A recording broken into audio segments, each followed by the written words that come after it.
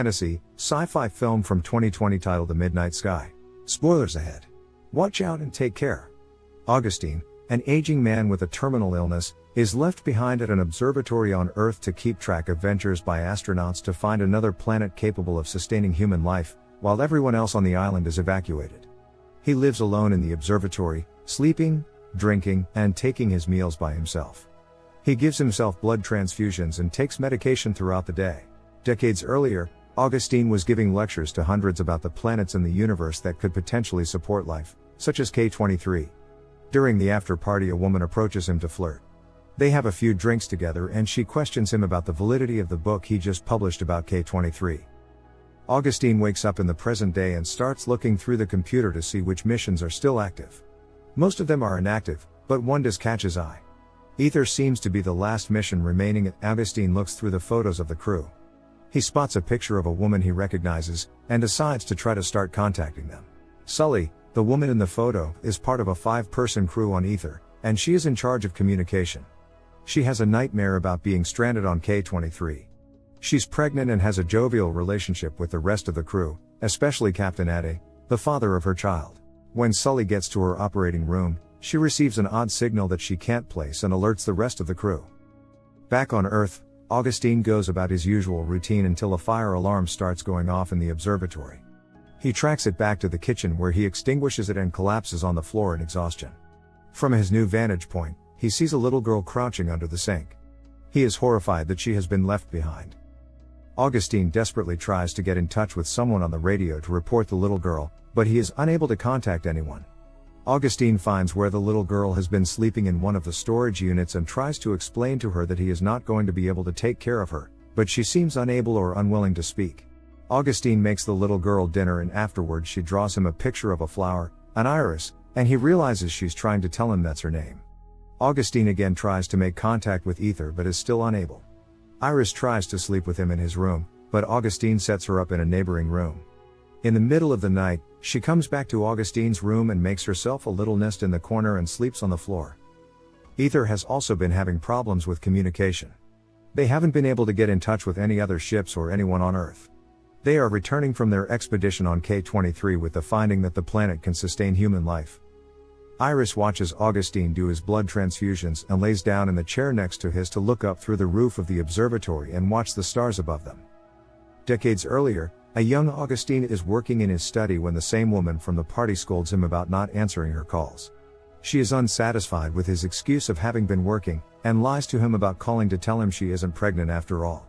She tells him that he's so consumed with his work that he's wasting his life and neglecting the people that care about him. Present-day Augustine goes outside to check on the antenna in control of his communications and finds dozens of fallen, dying birds in the snow. He recognizes this as a sign that the bad air has already reached the observatory, far sooner than it was supposed to. He realizes that the antenna that they have at the observatory isn't strong enough to contact Ether, but the one at Lake Hazen, previously a weather station, is strong enough. He tells Iris that they've got to make their way to Lake Hazen not only to get away from the encroaching bad air, but is their only hope of contacting Ether before it's too late. Augustine outfits himself in several layers of heavy clothing and does the same for Iris, providing her with goggles and a breathing apparatus that he tells her to never take off for any reason. They pack up what they need most from the observatory and load it onto a jet ski. They take off from the observatory and head into the snowy tundra towards Lake Hazen.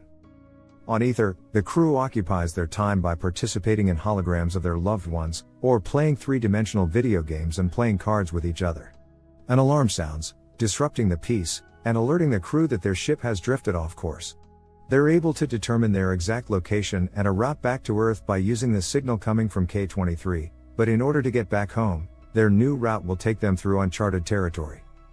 Augustine and Iris spend that night in a tent in the snow. During their travels the next day they spot the ruins of a wrecked plane. Once Augustine sees a dead boy in one of the seats outside, he tells Iris to stay put while he checks out the rest of the wreckage. Inside he mostly finds debris, but as he starts to make his way back out, a dying man grabs his foot. The man is badly wounded and begs Augustine to save him. Outside, Iris's curiosity gets the best of her and she takes a peek at the body. She gets startled and goes to be with Augustine and the rest of the plane, but he shoos her back outside. Augustine shoots the man on the plane as he had asked him to do, putting him out of his misery. Augustine has a flashback of watching the woman from the party leave him, taking their daughter, who he had never had the opportunity to meet. On Ether, Maya does an ultrasound of Sully's pregnant belly and tells her that she's going to be having a girl. She informs the rest of the crew and they immediately start trying to cook up names. While traveling on the jet ski, Iris spots a bunker in the distance and they make their way to it. Augustine checks it out and decides it will be a good place to stay overnight. He sets out their equipment and leaves the jet ski outside. Augustine watches Iris draw a picture of a woman, and he says he recognizes her. He tells Iris all the wonderful things he remembers about her, and Iris speaks for the first time, asking him if he loved her. That night, the bunker begins to flood as it sinks into the melting ice.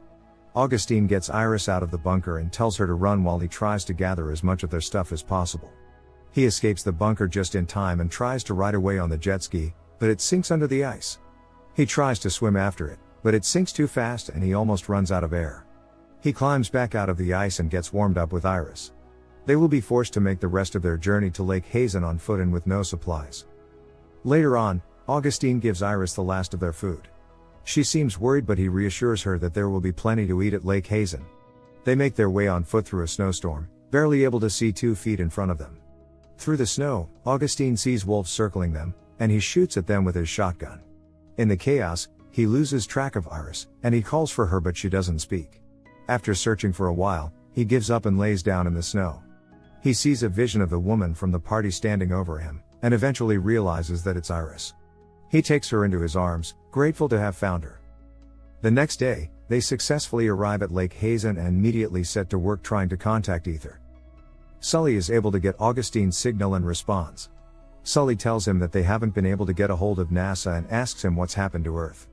As he tries to explain, their signal gets scrambled and Sully is unable to understand him. She loses the signal and an alarm starts blaring. Ether is now traveling through the uncharted section of their route and the ship is being pelted with asteroids. Serious damage is done to the ship, and their communication equipment is completely destroyed. The crew assesses the damage done to the ship and decide they will have to rebuild part of their communication systems and go outside the ship to repair it. Maya, Sully, and Ade will be taking the walk, this being Maya's first time ever leaving the ship while being in space. Maya is extremely nervous, and throws up several times before they step outside. Once outside the ship, everything appears to be going fine.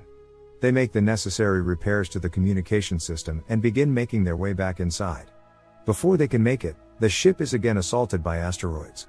Once they subside, the crew makes sure everyone is okay. Maya is shaken up but ultimately fine, but as she makes her way back inside, she notices droplets of blood floating up from her suit and into her helmet. Ade and Sully rush her back inside the ship and Mitchell makes his way to them with the med kit. They take Maya's helmet off and as soon as they do, a large amount of blood floats out of her suit and into the ship. Maya starts to panic, saying there's too much blood, and Ade and Mitchell work to repair her wounds while Sully tries to keep Maya calm. Despite their best efforts, the crew is unable to close the wound made by debris from the ship being hit by the asteroids, and Maya dies. The crew mourns their loss, but are soon distracted when they catch their first glimpse of Earth. They are horrified to see that it looks lifeless and covered in radiation. Ether gets back in contact with Augustine and he explains that they won't be able to land back on Earth. He tells them that he's the only one left and that everyone else has been evacuated. He tells them that there are no other active missions, and they are the only one left. The crew is devastated that they won't be able to return home and that their only option for leaving the ship is to turn around and make their way back to K-23. Tom makes it clear that he isn't going back to K-23 and that he has to find out what happened to his family. He asks Ade for permission to take one of the re-entry pods back to Earth so he can try to find his wife and kids, and Ade allows him. As Tom prepares for his journey back to Earth, Mitchell tells him about his daughter that died at 4 years old, and how she would have been the same age as Maya if she were still alive. Mitchell asks if he can go back to Earth with Tom so he can return Maya's body, and Tom agrees. Mitchell and Tom say goodbye to Sully and Ade and take the re-entry pod back to Earth. Sully reaches out to Augustine to update him on what has happened with everyone in the crew and that they plan to return to K-23. Sully tells Augustine that she's always been a big fan of his work and is disappointed that she'll never get to meet him. He asks her for her name and she tells him her name is Iris. Augustine asks her to describe K-23 to him and as she does, he decides not to tell her that he is her father that she never met. The little girl Iris that Augustine was seeing was a hallucination all along. Ether enters a communication blackout zone and they lose the signal. Ade and Sully are the last people left and